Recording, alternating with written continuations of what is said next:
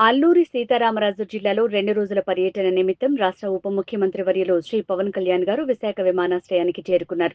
అక్కడి నుంచి నేరుగా డుమ్రిగూడ మండలం పోతంగి పంచాయతీ పెదపాడు గ్రామానికి బయలుదేరారు. గిరిజన గ్రామాల అభివృద్ధి నిమిత్తం చేస్తూనే అడవి తల్లి బాట కార్యక్రమానికి పెదపాడు గ్రామంలో శ్రీ పవన్ కళ్యాణ్ గారు శ్రీకారం చుడతారు.